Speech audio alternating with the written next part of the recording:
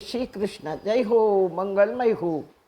શાસ્ત્ર વેદો ઉપનિષદ ગ્રંથોમાં ભગવાન વિષ્ણુનું સ્વરૂપ વર્ણન છે.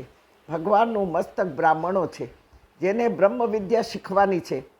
નહીં કે બચપનથી બાળકોને પિસ્તોલ દઈને ખૂંખાર બનાવવાની. બ્રહ્મને ઓળખવાની વિદ્યા શીખવવાની છે. બ્રહ્મને ઓળખી માનવોને બ્રહ્મની પ્રાપ્તિનો રસ્તો બતાવવાનો છે. તમામ માનવોથી માંડી ભગવાનની ઉત્પન્ન કરેલી દુનિયામાં બ્રહ્મ દર્શન કરવાનું છે અને લોકોને કરાવવાનું છે. સ્વયં વિષ્ણુ ભગવાન પોતાનું સ્વરૂપ વિષ્ણુ સહસ્રમાં દર્શન કરાવ્યું છે. બ્રહ્મણ્યો બ્રહ્મકુદ બ્રહ્મા બ્રહ્મ બ્રહ્મ વિવર્ધન બ્રહ્મવિદ બ્રાહ્મણો બ્રહ્મી બ્રહ્મજ્ઞો બ્રાહ્મણ પ્રિય. મને બ્રાહ્મણો પ્રિય છે, જે મારું સ્વરૂપ છે. જન્માંતરના પુણ્યે જ બ્રાહ્મણ જન્મ મળે. ભગવાન પોતાનું કાર્ય તો જ સોંપે કે જે ભગવાન નથી કરી શકતા તે બ્રાહ્મણો પાસે સંસ્કૃતિ ધર્મનું કાર્ય કરાવે, કર્મકાંડનું કાર્ય કરાવે. પણ કાર બહુ કળિયુગ બેઠો છે. લોભ લાલચ કાવા દાવા પૈસા કમાવા લોકોમાં અંધશ્રદ્ધા આજના બ્રાહ્મણો ઊભો કરે છે, વહેમો ઊભા કરે છે. તમને ગ્રહો નડે છે, તમને પિતૃ નડે છે, તમને દશા નડે છે, તમને દિશા નડે છે. આવું કંઈક ઠસાવીને લોકો પાસે અંધશ્રદ્ધાથી કાર્ય કરાવતા મેં જોયા છે. ઘણા બ્રાહ્મણોને જોયા છે, મેં જોયા છે. એમાંના ઘણા જોયા છે મેં. બાકી તો સાચા હશે ઘણાય, એ હજી મને કોઈ મળ્યા નથી. ધર્મનો સોદો કરતા, ધર્મને ધંધો બનાવતા મેં જોયા છે બ્રાહ્મણોને. હું બ્રાહ્મણોનું ક્રિટિસાઇઝ નથી કરતી. હું ભાગવત ઉપર જ્યારે વ્યાસપીઠ પર બેસવા જાઉં, વિરાજમાન થવા, એ પહેલાં બધા જ બ્રાહ્મણોને હું પ્રણામ કરું અને હું કહું, મને આશીર્વાદ આપો, હું આ તમારું કાર્ય કરી રહી છું. બ્રાહ્મણો મને અતિશય પ્રિય છે. પણ કયા બ્રાહ્મણો? જે અયાચક વ્રત લઈને કાર્ય કરે છે તે. બ્રાહ્મણ ભગવાનનું મુખ છે. ભગવાને વિષ્ણુ સહસ્ત્રમાં કહ્યું છે, અમાની માનદમ માન્ય લોકસ્વામી ત્રિલોક ધ્રુવ.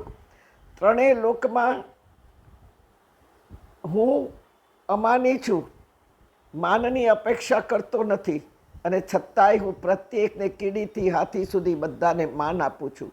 ભૂખ તરસ ઊંઘ સ્મૃતિ પ્રાપ્ત કરાવવી આ ભગવાનનું કામ છે.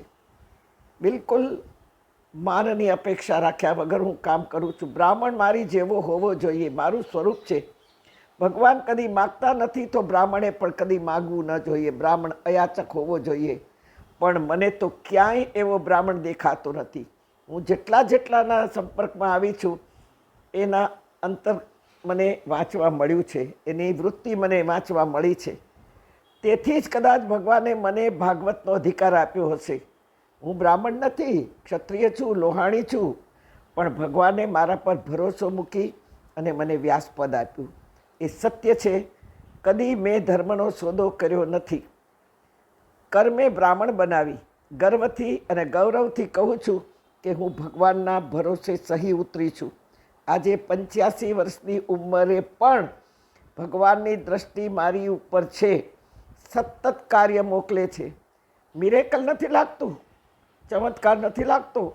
દુનિયા સાથે ગમે તેટલા વફાદાર રહીશું આપણે, છતાં કોઈનું એ ધ્યાન આપણી તરફ નહીં જાય કે નહીં કદરના બે શબ્દ બોલે, ઉલટી ક્યારેક નિંદા પણ કરશે.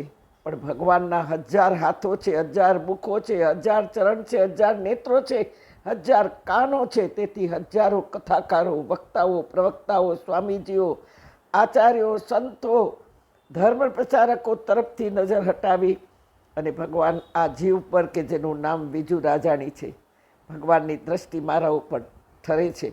એ એક જ ચમત્કાર છે. નહીં તો કમરની સર્જરી કર્યા પછી 9મે દિવસે હું રિલાયન્સ હોસ્પિટલમાંથી ઘરે આવી અને 13મે દિવસે હું પ્લેનમાં બેઠી અને હું પહોંચી અમેરિકા. 46 દિવસ રહી, એમાં 37 પ્રવચનો કર્યા. પણ ભગવાનની ઈચ્છા જાણે હતી જ મને પહોંચાડવાની, બાકી મારું કામ નહોતું.